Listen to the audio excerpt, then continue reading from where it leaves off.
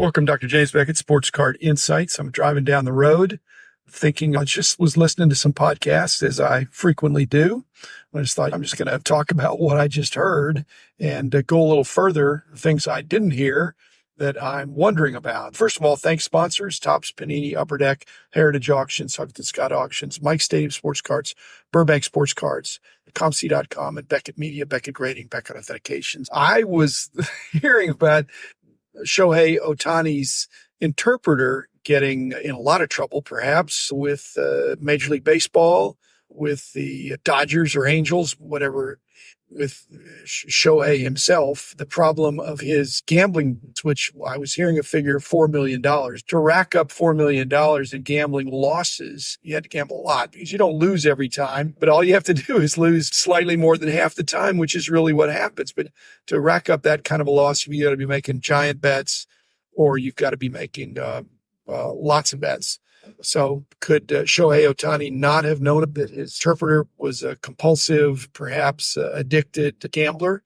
When you are a gambler, you think I've got an edge, or you think the bookies have an edge, and not every bookie has an edge, except in the sense that they worked it out that they get their vig. If half the people win and half the people lose, the bookies win. In fact, that's an ideal outcome for them. The odds are not necessarily, they might start out thinking this is what they think, but then the odds can adjust based on what the money comes in. You always think if somebody's connected to baseball, they'd have some inside scoop that they could know the outcome of the game. The other problem is the fixing of the game, which happens more in basketball. You just miss the shot. The officials can have a bigger impact on basketball than they can in baseball. Of course, you could think this is an umpire behind the plate that has a big strike zone or a small strike zone. But anybody could figure that out, and that wouldn't be a huge edge. But we've been hearing more and more about these gambling scandals.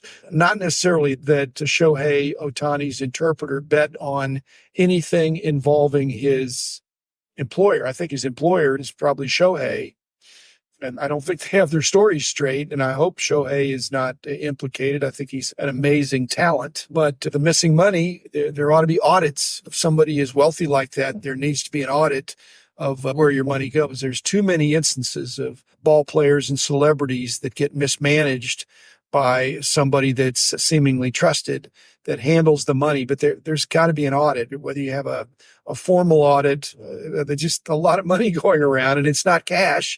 It's money being transferred in and out. And at any rate, I'm down on gambling on the outcome of sports events. And I would hope that this would be another example where people would say this guy had inside knowledge, or he was in the sport and he lost big.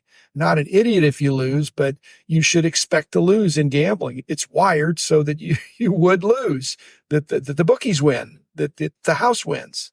So if I'm not in favor of gambling, why am I in favor of certain kinds of card activities, which are gambling-like? They are gambling if it's a game of luck. Again, if it's a game of skill, then you're in some sense not gambling. You're paying money to get the opportunity to win something, and you're going to lose a lot more times than you're going to win, but sometimes you're going to win. And if you are an adult and you understand that you can make the bet, and over time, unless you really do have an edge, you're going to be losing. Having said that, I was just thinking, what if Shohei Ohtani's agent, instead of betting on baseball games, and he may be saying he didn't bet on baseball, but only other sports. But if he'd been betting on baseball, and again, you can't just bet on Shohei to have a big game and these prop bets or not. Again, that's just like insider trading. That's illegal. What if, though, instead of betting on these sports games, he did the more familiar to us situation of betting on breaks, or betting on products, or betting on players by way of buying up their cards? If there's millions of dollars involved, you can take a pretty hefty position in some of these better cards. What if he'd been buying up and propping up the market for Shohei Ohtani's cards? I think they've gone up in their own right, but what if he was a major purchaser? For one thing, to me, that's better than gambling, because he'd have the cards. He wouldn't have lost bets where he got nothing. He would have the cards, which may have gone up in value and may go down in value now. That's why I can't say there isn't a gambling element of buying cards, especially if you don't do any homework and you don't have any skill. But if you're making an educated bet in something that the rest of the people, when you see a price of a card, that's like the bookies presenting the odds, the over and the under. Basically, if you see the market price of a card and you buy it, you're essentially making a bet. You're gambling that the card is going to go up, that the people right now either are conservative or that the future prospects are greater. And that way it's like a stock. You're going to buy a stock because you think it's going up. I've said before, just a very recent episode, that I'd rather look at the value today of what the perception is and then see a card for sale that is less than the perceived value today, that I've got a built-in. I'm not talking about 15% less because of eBay fees. I'm talking about quite a bit less to where there's a distress sale or somebody just doesn't like the guy, or a guy gets traded and you have some effect on the card, but you're betting that it's not going to have a huge effect, or it's going to have a temporary negative effect, and you're going to buy into that little dip. Again, very dangerous to do that. It is, in a sense, gambling or placing a bet. Even investments are like a gamble. You're investing your money hoping that it's going to go up, and it's not a sure thing. Investments are by their nature not a sure thing. Even T-bills and things like that, there's some infinitesimally small risk. There's a risk of anything, but it's extremely small. So it's close to a sure thing, but there's no such thing as a sure thing. You don't know what tomorrow holds. You don't know your own health or any of those kind of things. So Shohei has got some explaining to do. His interpreter has some explaining to do.